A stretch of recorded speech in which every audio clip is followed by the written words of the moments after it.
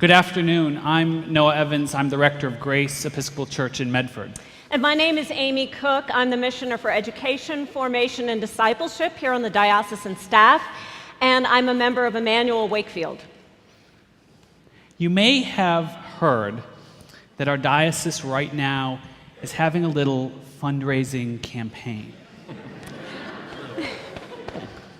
But you may not know what the specifics of that campaign are all about. So we're here to guide you through this thing that we're calling the Together Now campaign. And over the course of the next 2 days, we're going to introduce you to 7 people who are going to help us to tell the story of what this endeavor is all about. How their lives and their communities have been changed by their relationship to a particular part of this initiative, and why this undertaking is needed in this place right now. Many of you may have seen the campaign booklet, or you've heard a bishop talk about it during a visitation, but now we want to take the opportunity to put some faces on the $20 million that we're all going to raise together. Well, as you know, in his meditations, Bishop Tom has told us that we, as individuals and as communities of faith in this diocese, are called to be healers of the world.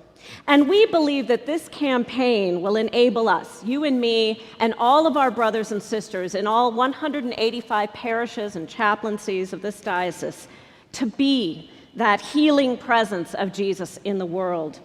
From our plan to tithe for mission, to the healing works of this place, our cathedral, to the collaborative campaigns that have the opportunity to raise millions of dollars for mission and ministry in congregations across this diocese, that call to heal has been taken seriously in this campaign as it was planned. And another thing that's been taken seriously is the need for parishes to see tangible benefits.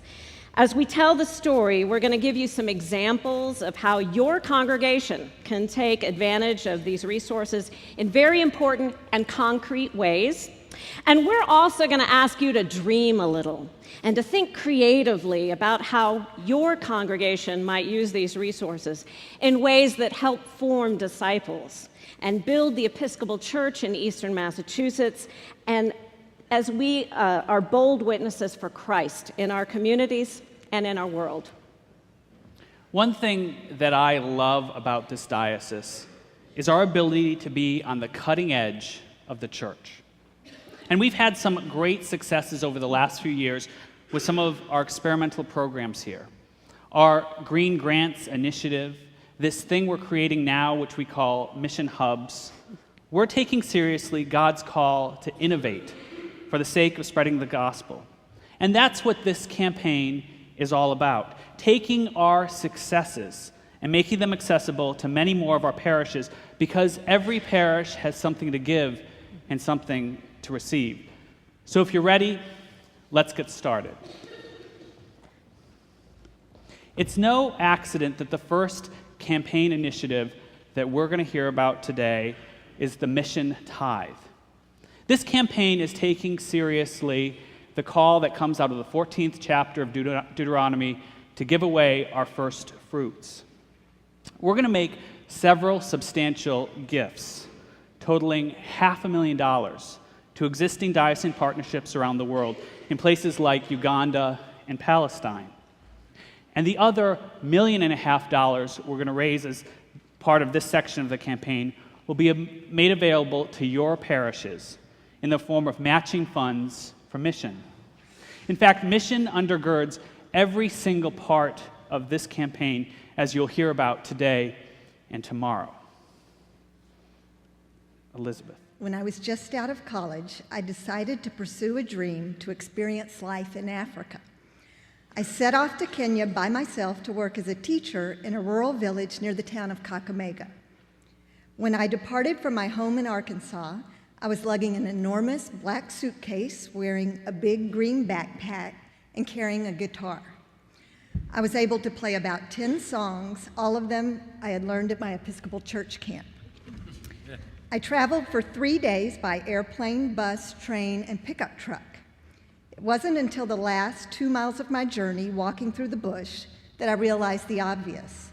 I was an alien in this new place.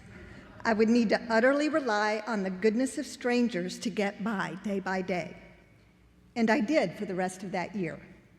Welcomed as a stranger, I fell in love with the culture of East Africa, and it came to feel like home.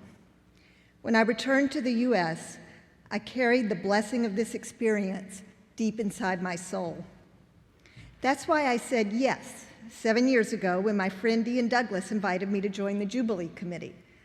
Even though I was busy working as a nurse midwife and immersed in raising 4 children, Ian's invitation went straight to the memory of blessing.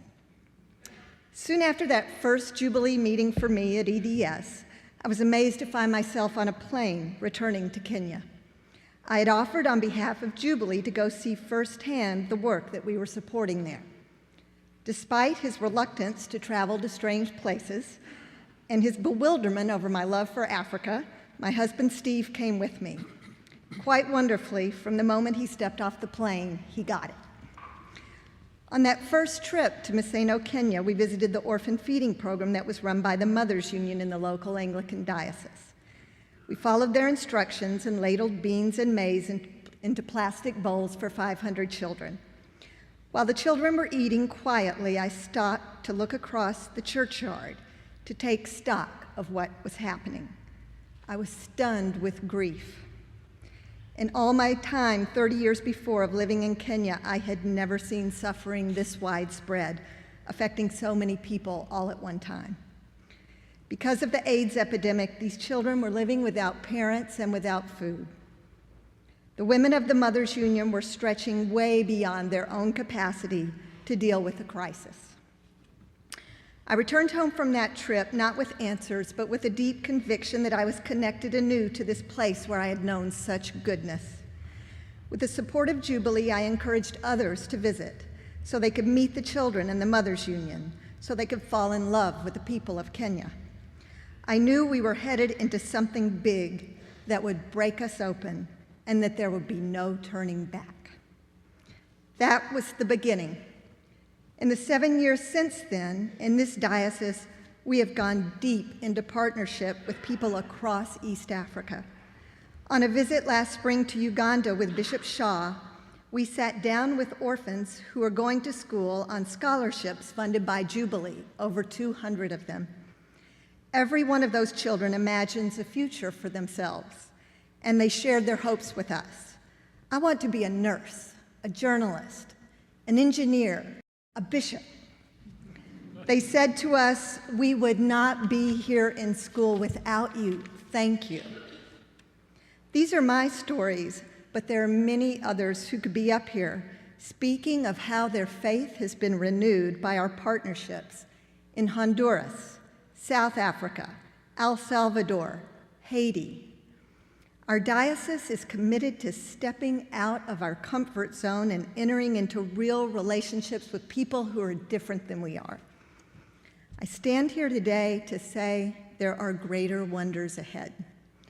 We have experienced blessing through these partnerships. We have learned many good lessons, and we have been changed. We have made friends across the globe who consider us to be friends for life. They are counting on us to continue stepping across those boundaries, stretching beyond what seems possible, and trusting that Jesus is right there welcoming us on the other side. I hope that Elisabeth's story invited you into a creative place, maybe even a holy place, where you're able to dream how her story of transformation intersects with your own story and the story of your congregation. Consider some of the examples of how mission work is going on through congregations of this diocese right now. All Saints in Chelmsford, they're partnering with the Anyaha Parish in the Diocese of Maseno North in Western Kenya to help the Mothers Union Orphanage Feeding Program, as is St. Christopher's in Chatham. And at my parish, Grace Church in Medford, we're connecting and supporting with Deacon Ted Geiser's new missionary efforts in Colombia that he's beginning in January.